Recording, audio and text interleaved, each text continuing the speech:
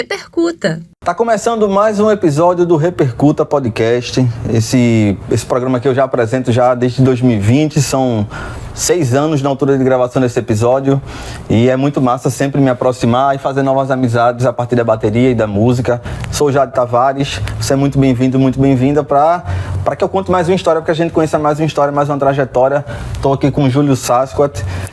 Devo dizer que é um episódio que a gente já devia ter gravado há um ano, pelo menos atrás, mas as coisas acontecem na hora que tem que acontecer. Júlio, bem-vindo ao Repercuta, meu irmão. Eu que agradeço, uma honra estar no teu programa aqui, sensacional, e finalmente estamos aí para gravar mesmo, que o ano passado, vou contar, nós saímos e se perdemos numa praia. O calor de Recife venceu o Repercuta em 2025, certeza, mas em 2026 estou aqui, vocês me conhecem, sabem que eu sou insistente.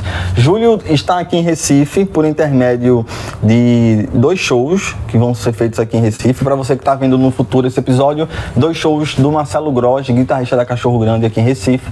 E eu tô no QG da Shaker Makers, banda tributo ao Oasis, que eu participo, que faço parte, na altura de gravação desse episódio, 2026, e a gente tá dividindo o palco com eles pela segunda vez, em 25 também rolou, e agora oportunidade de conversar um pouco. Júlio, bem-vindo mais uma vez, e velho, muita coisa para conversar, tu sabe como é que eu sou já, as pesquisas, né, as pesquisas virginianicas que a gente conversou em off aqui. Filhos de Mercúrio. Uma piada interna que acabou de nascer, que depois eu conto a vocês melhor. Júlio, tá em Porto Alegre já há bastante tempo, mas vindo de Veranópolis, Isso. Né? Como é que foi esse início? Eu tô a fim de conversar contigo um pouco de origem. Eu sei que tu tocou na Os Dominantes no início, a tua primeira banda, é isso? Blackbirds. Eu pensei ter achado Os Dominantes antes. Os Dominantes era a sala de ensaio que eu comecei a tocar com 15 anos. Isso em Veranópolis ou em Porto? Em Veranópolis. Era a sala, o grupo Dominantes, eles tinham uma sala que a gente ensaiava em Veranópolis, isso em 88. Aos 15 anos. 13 anos, 88, 13 anos, isso. Mas... Eu nasci em Veranópolis, nasci em Porto Alegre, fui para Veranópolis, a minha família é toda de Porto Alegre, mas o meu pai trabalhava em Veranópolis. Aí a gente, eu fui assim, um final de semana eu fui para Porto Alegre e nasci. Minha mãe foi ver minha avó, já tava pançuda ali, sentiu as contrações, fui pro hospital, nasci, fiquei 4, 5 dias e voltei para Veranópolis. Caralho. Então eu fiquei até meus 17 anos em Veranópolis, comecei a tocar ali por 13 anos, eu tinha a sociedade Alfredo Chavense lá em Veranópolis e tinha os conjuntos de baile. E os conjuntos de baile, eles tinham um bloco que eles tocavam Van Halen, Dire Straits, tocavam Toto, Duran Duran, aquela outra banda maravilhosa, Oingo Boingo, sabe? Pô, e pra mim aquilo lá era uma mágica ver os caras fazerem aquele bloco. Então eu ia, como a cidade era tamanho de um ovinho, eu conseguia entrar, que todo mundo se conhecia na cidade, e eu ficava do lado do palco, de calça de abrigo, cabelinho lambido assim pro lado, tomando uma suquita lá, assim, ó, vendo os caras tocar. E dali que eu tive assim, eu disse, pai, eu pirava agora com a bateria, sabe? Só que eu não entendia nada que o cara fazia na época. Então eu ia, todo final de semana eu ia lá. Aí meus colegas de escola já tinha um que tocava um pouquinho guitarra, outro baixo, e aí nós começamos a ensaiar na sala dos Dominantes lá em Veranópolis, isso em 88. Eu tinha pensado que era o nome da banda. Mas antes da bateria, tu tem uma trajetória ainda, tu chegou a tentar piano e violão ainda, não foi? Sim, tentei piano com a professora da minha irmã. A minha mãe toca piano muito bem, violão, minha mãe. E na nossa rua lá tinha uma senhora que ensinava piano dela. E eu queria aprender, a minha irmã já estava tocando um pouco de piano. Daí minha mãe, tu vai lá fazer aula lá então com a tia lá. E eu fui lá, primeira aula, a segunda aula eu já disse, não é pra mim. Já não... Muita coordenação. Aí tinha um professor que vinha de São Leopoldo, ele tinha uma salinha que ele dava aula de contrabaixo, guitarra, teclado, violão, uma salinha pequenininha lá na PAI, na associação lá de Veranópolis. E aí ali eu estudei 6 meses baixo com ele. Quando eu tava começando a tocar os Ramones, legal, já assim... Um dia eu cheguei lá na aula, assim, ele pegou, assim, uma gaveta, abriu, botou o dinheiro, assim... do último mês, né, que eu pagava no início do mês, tipo, eu tive uma aula, na segunda aula, na outra semana, ele botou assim um dinheiro na mesa, falou assim, desculpa, eu vou fechar, tô com muita demanda de trabalho lá em São Leopoldo, e eu vou voltar, eu não tenho mais como dar aula, já tô me despedindo de todos vocês e tal. Pá, eu já tava assim, mas agora que eu tô começando a pegar o gosto, né? E aí eu acabei gravando num tecladinho Cássio, Rock 1, 2, 3, as baterias numa fita cassete. E aí em casa, a minha irmã tinha aqueles pratos de banda marcial, né? E ela era... tocava os pratos lá na banda do Regina Celi, que era a minha escola. E aí eu pegava os pratos dela, botava no sofá, assim, no canto. Botava os 2 pratos, que era o meu chipô. Bateria de sofá, também passei por isso. Aí as outras também. E a caixa era minha coxa, inclusive, ficava vermelhão, né? E aí eu pegava as almofadas, botava as 2 almofadas, assim, o tom, a caixa. As baquetas eu comprei numa loja de discos e fitas que tem até hoje, loja magistral, até hoje tem. A última vez que eu fui pra Veranópolis, lá agora, eu comprei um disco dos Titãs, o Go Back ao vivo. Comprei um disco novinho lá, o Renor querido. Comprei com ele lá as baquetas. E aí, pra tocar o bumbo, eu amarrava uma colher. E meus pais tinham ido para a Amazônia e eles trouxeram aquelas cumbuquinhas que os índios botam as tintas para se pintar para a guerra. E aí aquilo lá era o meu bumbo. Então, o bumbo eu tocava assim, né? Com a colher batendo no coisinho e no sofá. Foi assim que eu comecei. Outra parada também interessante, Júlio, no teu caso, curto muito da performance, assim... Em 2025 a gente dividiu o palco e foi muito massa. Tu é canhoto. Como é que foi isso no início? Tu já foi estudar como canhoto? Ou chegaram também a te indicar para destro? Como é que rolou isso para você? Desde pequenininho, sempre com a esquerda, né? Eu em casa ia comer assim, minha mãe, pegando a mão esquerda, Júlio. E eu pegava e meu pai dizia, não, deixa ele, né, se adaptar. E na escola... Era a escola de freiras, tinha uma irmã, a irmã Carmelita, faleceu agora há pouco, com mais de 100 anos. Ela tinha uma régua de madeira e ela vinha e largava na minha mão porque eu escrevia com a esquerda, sabe? Meu pai teve que ir lá na escola e dizer assim, não bate na mão do guri, sabe? Eu sempre fui canhoto. E ela vinha e quando eu comecei a tocar também, toda a bateria virava. Naturalmente, né? Naturalmente. E como eu comecei a tocar em casa... Eu não tive uma iniciação musical para bateria, sabe? Então eu fui direto já para canhotinha. Quais caras que te inspiraram logo de cara? E fico curioso em saber, não só os gigantes, né? A gente sabe que tu tem, no teu estilo, os bateristas do rock, claro. Mas os famosos, mas eu fico curioso também de saber aqueles anônimos, os primeiros que você viu no palco, assim... Né, que são pessoas que talvez hoje não tenham rosto, não tenham nome, sim, mas que sejam muito importantes para você também, né? Tem, claro que tem. Tinha o Pastor, um baterista lá de Caxias. Ele vinha fazer acústicos lá em Veranópolis, um dos primeiros bares que eu toquei, que era o Paiol. Vinha ele com uma bateria completa, assim, né? Caixa, tom, surdo, bumbo, 2 pratos, chipô, reduzida e um cara no violão. E ele fazia o solo do Moby Dick no acústico, com as mãos. Ele fazia, o Pastor, assim, um baterista surpreendente. Eu, na época, estava com 19, 18 anos, vendo ele tocar, ele já tinha uns 40 e poucos agora. É falecido faz pouco tempo. É um dos maiores baterias que tem na Serra Gaúcha lá, né? E...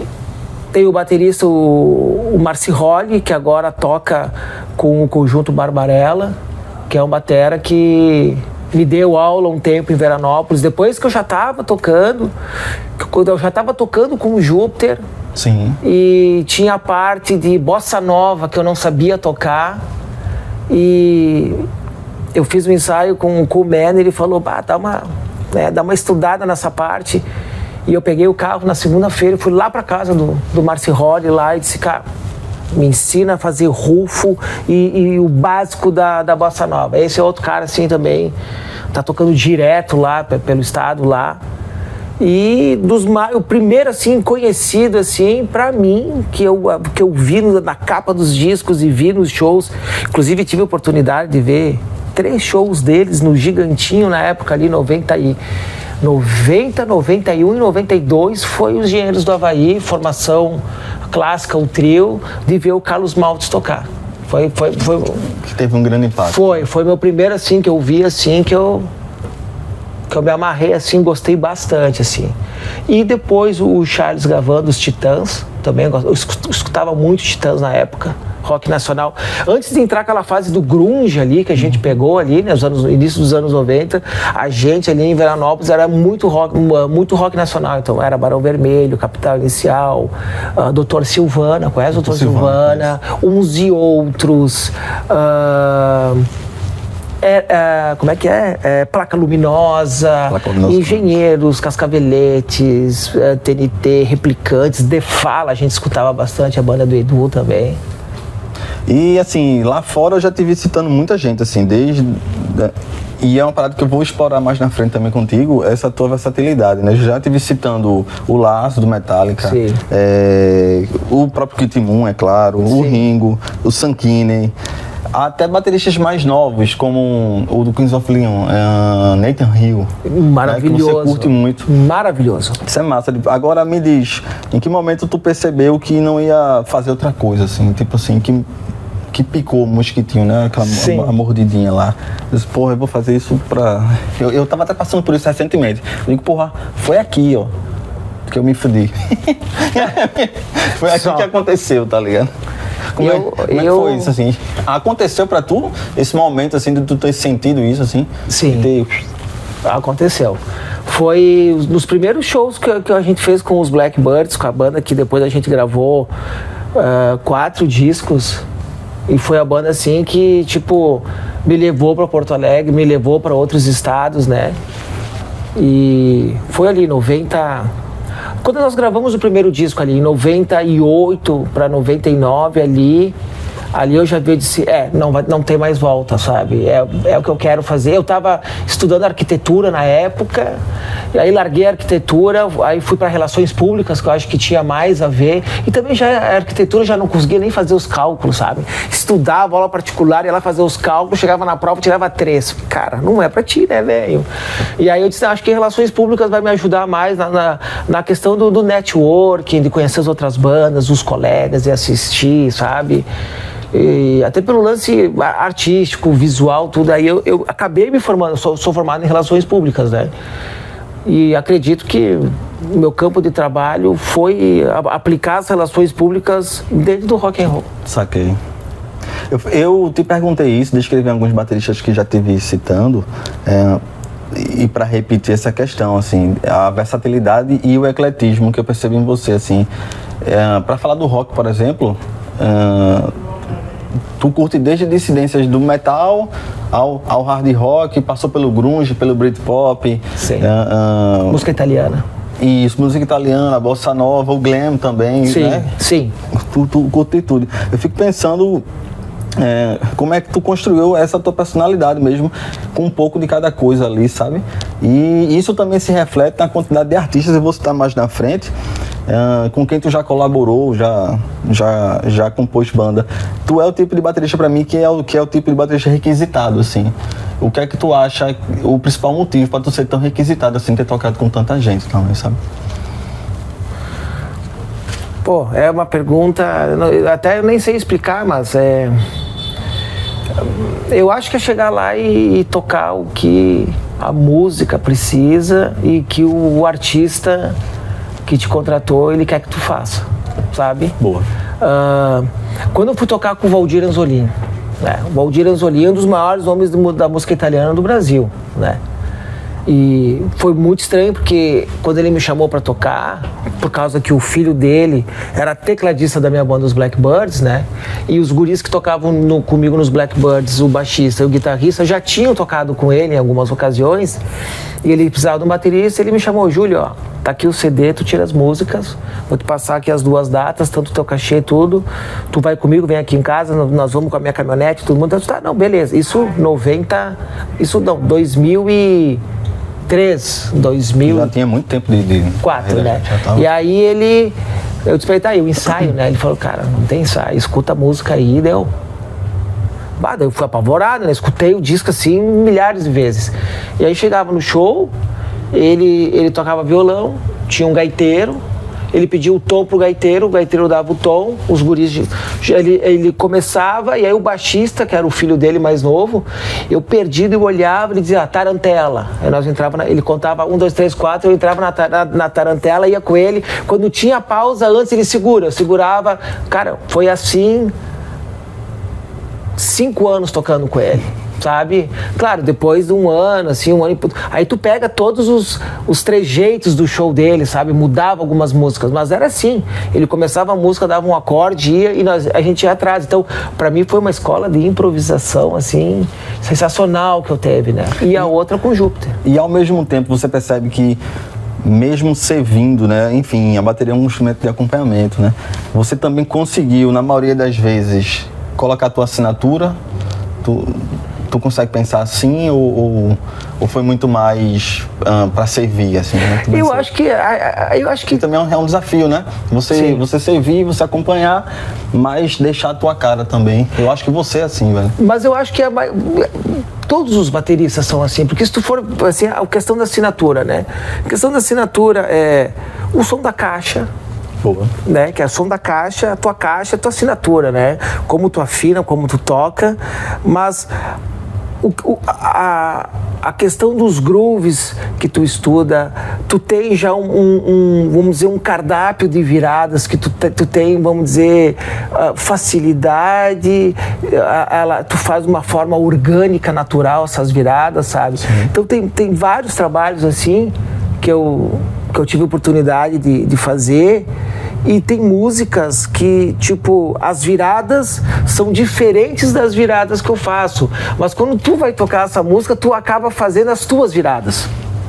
Então, sem querendo, como diria o Chaves, tu acaba tendo a tua assinatura, acho que nisso.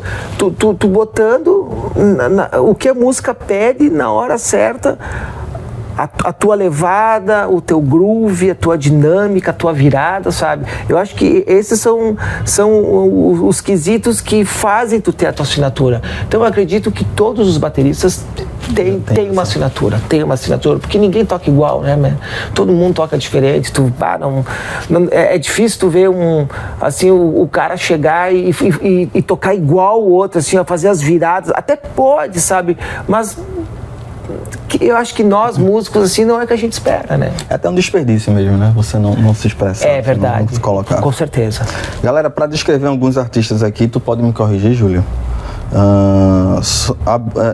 O Educar, Evandro de Mari, Tom Rock, De Fala, Duda Calvin, Valdir Azorim, Daltons. Os Daltons, né?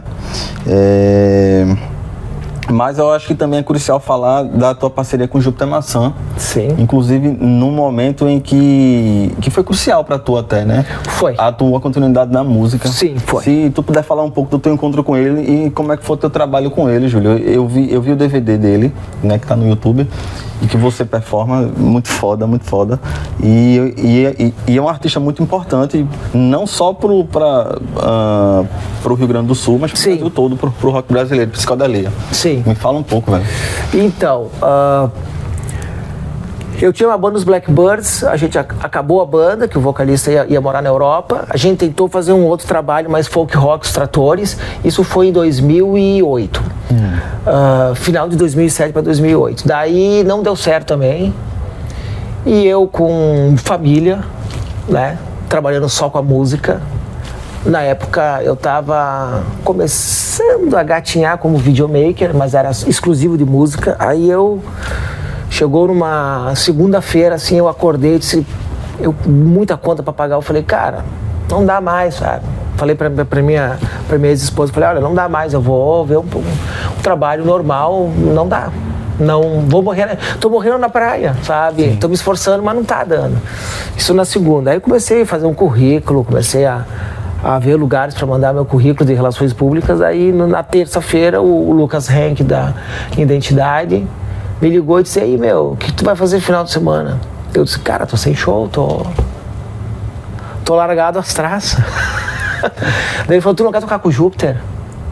Eu disse, é sério que tu tá falando? Ele, sim, precisamos de um baterista pra sábado. Não pra sábado, mas pra fazer shows. Eu pensei em ti, cara. Era assim, com poucos dias, né? Já tava... Isso, era de terça, tipo, quinta era o ensaio e sábado show, né? Daí eu disse, Cabelo, me passa o repertório. Pau na máquina. Daí ele me passou o repertório, tinha 12 músicas, né? Das 12 eu sabia 9 músicas, eu sabia 10. Isso que eu imaginei, né? Já tava na mão. Já, porque, tipo, Sétima Efervescência era um disco que, quando saiu... Foda. Ali no Rio Grande do Sul foi uma revolução musical.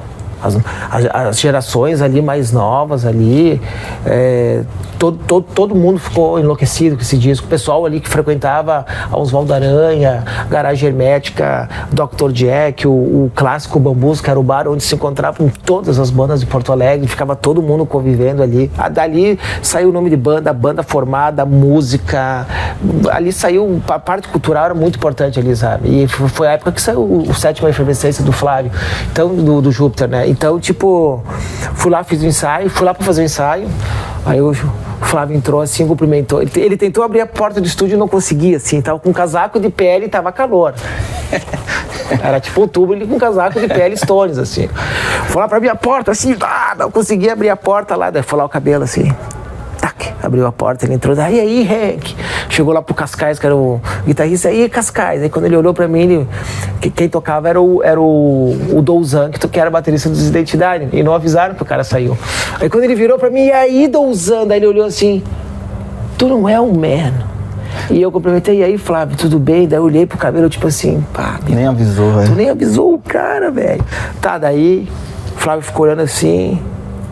Tá, mas quem é esse man aí? Daí o Cabelo falou, isso aí é o Sasquatch aí.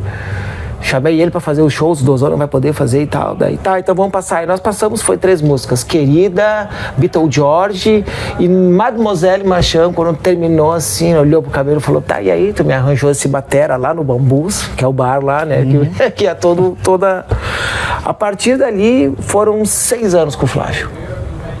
6 anos. Eu gravei programas da MTV com ele, participei de festivais, fui para vários lugares, assim, para mim foi a escola do rock and roll, foi ali. Massa, vamos seguir, a banda já tá por aqui também para um dos shows, e vamos seguir. Júlio, tu tá próximo aí, há quem diga que não, né? Dos 30 anos de música. 30 aninhos. Dos 50 de idade, talvez. 50 de idade. Talvez, só talvez. E com certeza muitas histórias, tem estrada. Eu já te vi contando um monte de história, assim, e deve ter um cardápio, assim, um verdadeiro cardápio de histórias. O que é que tu pode compartilhar com a gente, assim? Tá, então... Histórias em estúdio, em show, teste pra banda, enfim, fica à vontade. Uma das histórias legais é essa aí que eu comentei do teste que não foi teste, que tipo, nem avisaram que eu ia estar no estúdio pra tocar com o Júpiter lá quando teve a oportunidade, né? Então, uma mais recente foi eu e o Andy, nós estávamos saindo do hotel em Florianópolis, que a gente fez um show com o Gross, e nós estávamos indo para o aeroporto, e aí nós chamamos o Uber. Aí nós entramos no Uber, e nós mexendo no celular e conversando assim, e o cara olhou assim, vocês são artistas? E nós... Vocês são artistas? Vocês são artistas? E nós, não, somos músicos. Vocês estão com quem? Ah, nós tocamos com o Marcelo Grossa, Cachorro Grande e tal. Ele, eu já ouvi falar. Eu também gosto muito de música, mas o cara com um sotaque diferente, né? E eu botei a carinha assim no meio dos bancos, assim, olhei pra ele. Tu é da onde, moço? E ele, Irã. E nós, caraca, velho. Tu é do Irã, cara? Ele, sou do Irã, tô morando aqui já faz 1 ano e meio, minha filha veio fazer faculdade, tô fazendo Uber e tal, mas eu sou engenheiro de peças bélicas, não sei o que ele era. Eu, mas que legal, cara. E tu não tem nada aí pra sugerir pra nós aí, escutar iraniano. O cara se emocionou, botou no Spotify, começou a botar umas bandas do Irã, umas bandas de meio K-pop e umas bandas de rock do Irã, sabe? Não, eu fiz uns vídeos, tem no celular, depois eu te mostro. Nós fomos ouvindo até o aeroporto, assim, ó. Eu e o Andy saímos assim, se olhamos assim, cara, e eu anotei as bandas e pesquisei, cara, o mercado da música no Irã, cara, é impressionante, velho. É impressionante o que eles têm. Ele falou que tem um artista, ele mostrou um artista pra nós lá, que o cara tem uma mansão nos Estados Unidos, mas não pode ir para lá por causa de tudo que está acontecendo agora. Lá, né? Essa foi a mais recente, assim. A que aconteceu também foi, eu fui tocar com os Blackbirds lá num bar em Novo Hamburgo, o Lorde Bar. E eu tinha uma caixa com um monte de vinil na porta de casa, num corredorzinho.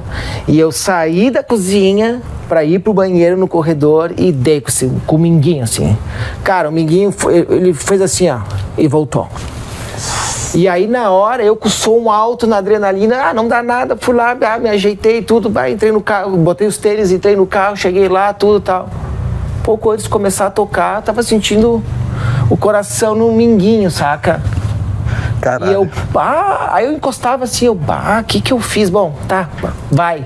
Uma cerveja, 2, 3, foi pra tocar, cara, 7ª música, 8ª música, eu bati e dizia, ai, no pé. Terminei, os guris saíram do palco, me deixaram lá, não conseguia descer do praticar a bateria, eu sentei assim no canto e fiquei lá atrás sozinho. Um dedinho, né? Um dedinho, tentando tirar o tênis e não conseguia. A gente conversando isso em off, assim, de não jogar mais bola, de não fazer Não dá, velho. Um dedo de uma mão, a gente tem 10 e faz questão de todos, né, gente? Um só a gente faz questão, né? Eu tô dizendo, mas, pô, foda, velho, é foda. Isso foi no começo do ano passado. Aí, perto do meu aniversário, eu fui arrumar uma baqueta com uma faca. Não, olha, pode fazer essa cara, vai dizer assim, é um imbecil, fui. E cortei aqui, cara, 3 pontos, 7 shows perdidos, eu não conseguia pegar a baqueta, não conseguia tocar. Então, cara, eu não jogo futebol, eu não faço nada, cara. Mas eu vou lá, torço pros outros, incentivo, vai lá, é isso aí, tudo. Mas, cara, o que eu fazia era natação. Sim. Gostava de fazer natação. E caminho bastante com fone do ouvido. É o que eu faço. Eu moro num prédio que não tem elevador, então eu subo e desço aquela escada assim, 1000 vezes, sabe? É os meus exercícios. Mas a pior de todas as situações foi quando eu desmaiei. Passei o dia inteiro sem comer, calor horrível, morava em Gravataí, saí de Gravataí para ir para Porto Alegre. Cheguei lá no Dr. Jack, montei as coisas, tudo certinho. Aquele calor, começamos a tocar. E eu comecei a me sentir fraco. E era o tempo que dava pra tu fumar dentro dos bares. Então é aqueles inferninhos fumaciados, sabe? Uma galera fumando dentro. E aí eu tava ali tocando e aí comecei a me dar... Cara, começou a me dar uma moleza, assim, começou a escurecer aqui. Cara, foi a coisa mais aterrorizante. Porque tem pessoas que quando desmaiam, elas percebem que estão fechando e tipo... Pra mim bateu um pavor, porque eu vi escurecendo e comecei a fazer assim, ó. E pum. Cara, apaguei, acordei lá fora... Gente dizendo, acabou o show, terminou o show, me enfiando uma Coca-Cola, goela abaixo, eu tomei uma Coca-Cola, pedi mais uma latinha, aí tava rolando o som mecânico, falei, não, vamos voltar e vamos terminar o show. Fui todo espiado, voltou, velho. Fiz as 4 músicas que faltavam. Caralho, velho. Essa eu não sabia, não. Voltei, depois de 2 Coca-Cola, imagina, desmaiei, eu tava explodindo de açúcar. Vou anotar, Coca-Cola, qualquer problema, Coca-Cola, dedinho, Coca-Cola. Com açúcar. Agora, Júlio, isso em show, algo em gravação que tenha te marcado dentro do estúdio e tu citou a Blackbirds e de repente a banda que tu tem mais registro, né? Tu pode destacar algo assim e até falar um pouco da tua trajetória com a Blackbirds, gravou muita coisa, velho. Com os Blackbirds eu gravei 5 discos. Todos os nossos discos de músicas autorais, né? Mas fora os Blackbirds, eu tenho no meu currículo, assim, nunca pensei, sabe? Pensei, vou gravar com a minha banda, já tá legal.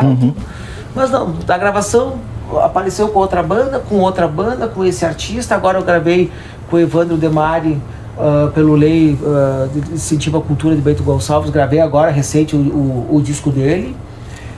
Mas assim, meu maior momento em estúdio foi quando eu gravei com o Júpiter Call Your Bands. Essa é a única música que eu gravei com ele, lá no estúdio Soma. Chegamos lá, ele mostrou a música, falou, Sasqua, eu quero o Velvet Underground. Caixa e bumbo, sem prato. Foi uma gravação super, super simples, mas bem nessa vibe, sabe? Indie, assim, Velvet Underground. E eu tenho uma foto, até eu repostei esses dias a foto no Instagram, que tá ele com a guitarra assim, mexendo umas anotações da música e eu tô lá dentro gravando com uma camisetinha azul assim, a época que eu usava Suíça, assim. Esse foi o momento mais marcante, ter entrado no estúdio com ele. Júlio, oportunidade da gente falar um pouco agora também, não posso deixar passar, o teu set, a tua assinatura pessoal, né? O que é que tu curte usar na bateria, o que não curte, afinação. Eu já te vi usando pedal duplo, mas de uma forma do menos é mais, digamos assim. Isso. É uma parada que também curto. Isso. Curto bastante. E também a oportunidade de falar, e tu tá com a camisa inclusive, da tua parceria com a Turkish, a linha de pratos, né? Fica à vontade. Tá. Da bateria eu sempre usei o kit minimalista. Bumbo, caixa, tom surdo, 2 pratos e o cimbal. Bem kit anos 60. Ringo Starr seria, né? O kit Ringo, clássico, tradicional, rock and roll, 60. Sempre foi o meu kit. Acho que por gostar dessas bandas dos anos 60 também, sabe? Ter essa linguagem mais minimalista, sabe? Sempre tocar pra música. Economizar, deixar a música respirar, tem os outros, a música é coletivo, né? A questão da afinação, sempre gostei de uma afinação mais grave, né?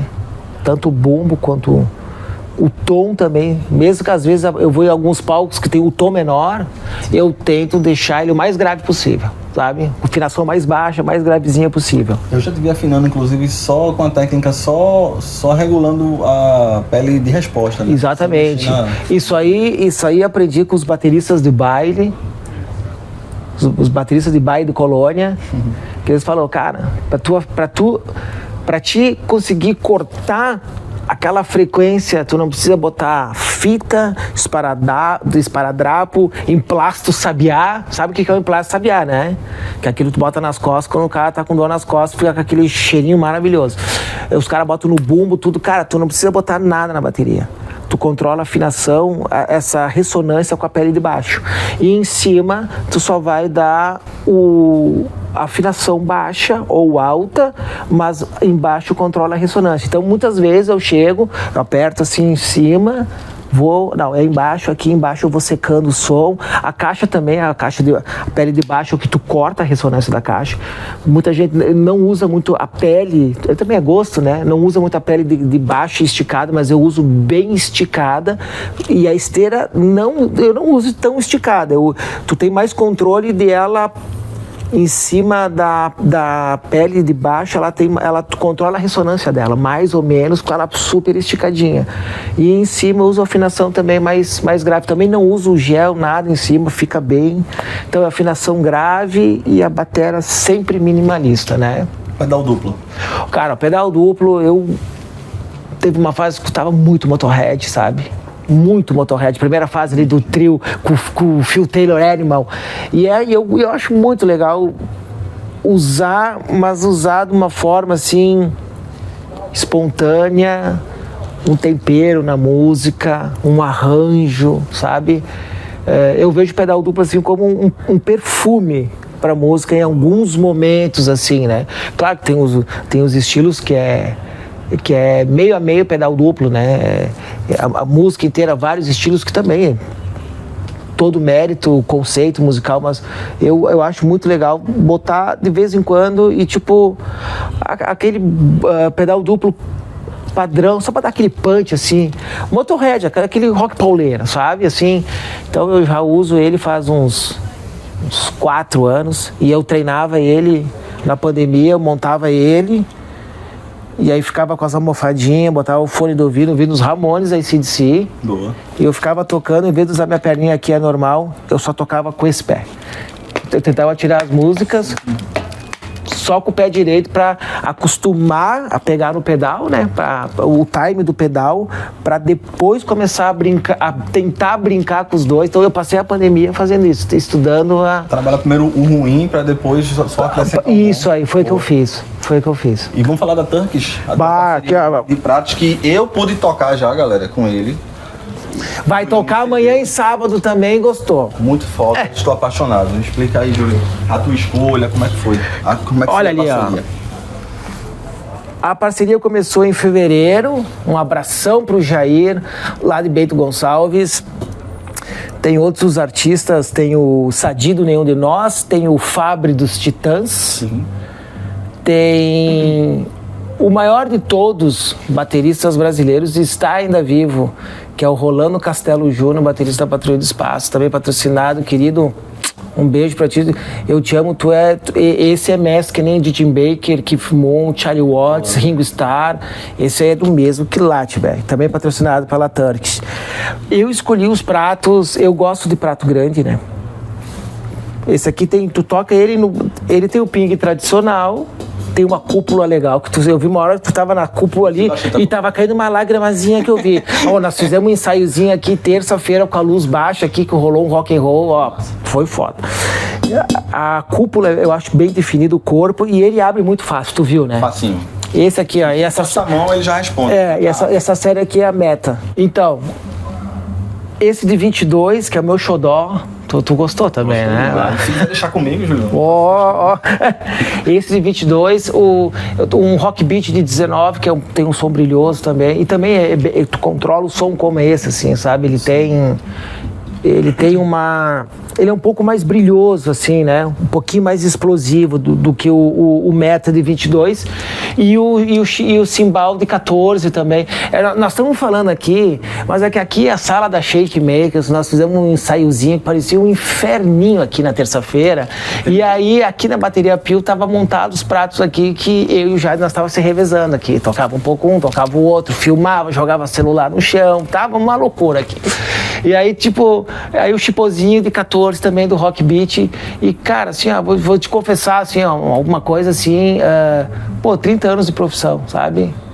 Consegui conquistar um reconhecimento, assim, sabe? De uma marca, desculpa a expressão, mas tão foda que nem a Turk, sabe? Os pratos artesanais feitos à mão, sabe? E eles têm Eles têm um cuidado com cada série, sabe? Assim, cada vez que eu boto eles na bateria, que eu vou tocar, né? Eu toco assim um pouquinho cada um assim, eu digo, cara, eu não acredito que eu tô... Porque tu entrega um outro som, né, velho? Assim, é sensacional, sabe? Maravilhoso. Júlio, vê só, tu também tem uma vida como videomaker. Me fala um pouco disso. Tu faz videoclipes para várias bandas e tu tem alguma técnica, alguma coisa do tipo, assim, como filmar bateristas também? Tu dá essa primazia também para as bandas, como é que rola? Eu comecei a fazer o trabalho de videomaker, foi ali pro 2006, 2005, com a banda Só Creedence, que eu fazia muito interior do estado, encontro de motos, né? Então eu levava uma GoPro lá... Não, minto. Não mente que é feio. Eu tinha uma Kodak de cartãozinho que eu levava, descarregava no computador e ia fazer. E comecei a brincar e tal. E o guitarrista da banda, que é publicitário, ele falou, cara, tu leva jeito, cara. Investe, faz mais filmagem, vai filmando. E eu fui fazendo, né? Teve também, acho que a minha escola, para ter essa parte que tu perguntou, meio conceitual de filmagem, cara, foi ter assistido a MTV, a ter assistido o Gastão, o Thunder, até minha mãe chegar lá, desligar a TV e disse, passa pro quarto, vai dormir, cara. Tu tá pensando o que da tua vida? A minha jornada, ela foi também por parte... Ela transpassa pela MTV também, sabe? Curtia muito, escolhi o curso de comunicação também por conta disso. Essa junção de comunicação e música ali, de mídia. Isso. Curti muito. Isso. E aí começou a pintar um trabalho aqui de videomaker ali, daí a pandemia que eu comecei a gravar minhas músicas instrumentais, né, que eu gosto as minhas músicas instrumentais é Ramones, mais vinhetas, mais músicas curtas, ponto. É a minha equação, né. E aí eu comecei a gravar e aí comecei a fazer meus videoclipes. E aí começou a pintar outros trabalhos. Já antes da pandemia eu já estava trabalhando legal, assim. Mas depois que eu fiz os meus, começou a pintar, assim, um mercado de bandas de metal. O metal gaúcho tem uma cena muito forte lá, sabe? Eu comecei a trabalhar com várias bandas, vários videoclipes. Um dos últimos clipes do Gross e o Vento Levou, fui eu que filmei também. Filmei do Cláudio, do guitarrista dos Replicantes, lá no estúdio da Marquise. Esfumaciamos aquilo lá, botamos, parece que tá num bar em Berlim, cara, ficou sensacional. E é um trabalho, assim, ó, cara, eu faço com muito amor, cara, porque eu me lembro da época de ver a MTV, sabe? Total. Porque lá era produções, era uma grana, né, cara? Hoje tu faz aqui, ó, velho, com o celularzinho aqui, ó, o cara filma, sabe? Por falar em Gross, como é que tem sido essa tua parceria com com ele, compondo a banda, acompanhando, com certeza conhece já de longa data. Como é que rolou essa união?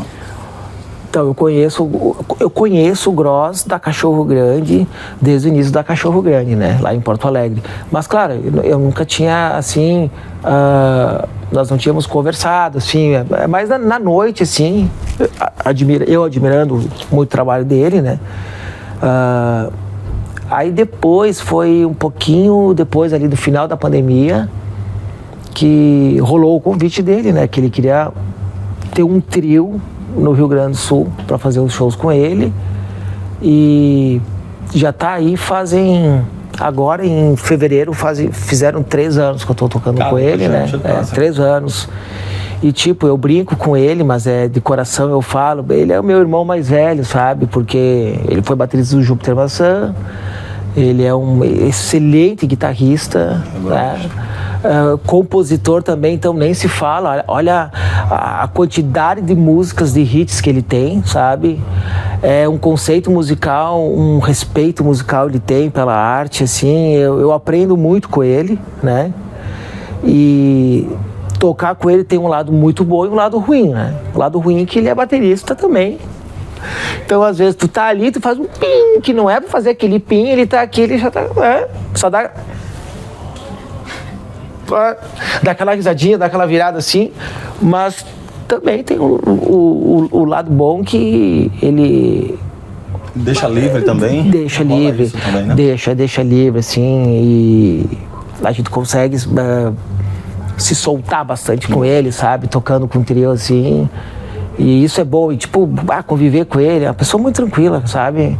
É um cara que toca num palco para 30 mil pessoas, e se tem que fazer um show no inferninho para 50, cara, ele entra às vezes com mais tesão ainda, sabe? O cara, assim, que eu respeito pra caralho, assim, muito. Júlio, pra fechar, já estamos chegando ao final do episódio, te agradecendo mais uma vez, cara. Alguma previsão de música autoral, que eu curto muito os teus trabalhos autorais também, e curto no momento em que o baterista se lança também, sabe? Sim. Qual foi as tuas inspirações para os teus registros solo? Ramones, digamos assim. Música de garagem, vinhetas tipo de filmes de Tarantino, sabe? As modalidades de arte. Tipo filmes cult, trash, assim, as minhas músicas têm essa vibe, assim, a minha música instrumental. Músicas diretas, curtas, né? Eu tô pensando, um ano que vem, ou até o final desse ano, eu quero fazer um show e eu quero gravar esse trabalho. Eu tenho a gravação do primeiro show, só fiz um show lá em Porto Alegre, no Gravador Pub, que tava cheio, tava bom o show, sabe? Mas ali eu não tenho como trabalhar muito áudio, porque eu gravei só com um zoom lá atrás, aí tem momentos ali que tem muito berro, não vou conseguir usar, sabe? Mas eu tô querendo gravar o show e eu quero lançar ele em vinil. Quero fazer um vinil simples, 13 músicas, cabe todas as minhas músicas direitinho, deixar esse registro meu autoral, umas novas composições, assim... Por enquanto ainda não dá. Não, por enquanto eu tô... É mais os shows, né? Por enquanto eu tô 100% aí com o Mena, aí tem muita coisa pra acontecer aí, vai ter Goiânia, Brasília, Paraná, São Paulo, sabe? Então tá muito... Legal! Galera, Júlio, te agradecer mais uma vez por ter participado. Deixa eu te passar os presentes. As vítimas que eu faço no podcast, elas já acabam recebendo a bênção e a palavra do Repercuta Podcast. Eu vou ganhar um presente. Adesivos, o copo do Repercuta. Pra você evangelizar e passar essa palavra. Olha aqui, ó, man, pra tomar. Olha aqui, ó, man, vou botar aqui dentro. Pra tomar uma cervejinha. Eu já vou tomar minha cerveja aqui hoje, aqui no Bolacha, aqui no show, ó. Aqui, ó. E depois acho que vai rolar uma festinha aqui de novo, fiquei sabendo. Nós vamos fazer um sonzinho. Tá aqui meu copo aqui, ó, Repercuta, ó. Tem que assistir o programa do Man aqui, ó. Mans como ele é que une e faz a comunidade dos bateristas ficarem mais fortes, ó, mano. Parabéns pelo teu programa, viu? E a camisa, vamos comprar, né, mano? Olha aqui, ó. A galera que queira comprar, os produtos do Repercuta estão disponíveis. Olha ali, mano. Olha ali, ó. Coisa linda, né? Vai ficar até mais bonito. Repercuta e a da Turkish. Aí, ó. Valeu, mano. Obrigado. É isso, galera. Esse foi Júlio Sasquatch, aqui no Repercuta Podcast, mais um episódio, satisfeitíssimo. Tá aqui na descrição os contatos do Júlio, da Turkish, do Drum Day, que eu tô vestido de Drum Day hoje, os amigos lá de Caçapava, da Feel Good e da Oliver Custom. Tudo na descrição do episódio. É isso, a gente se encontra, se vê, se escuta. E agora vamos terminar, então. Tu gosta de... Repercuta. Tu gosta de Spectrum Man? Sim. Então vamos fazer 1, 2, 3.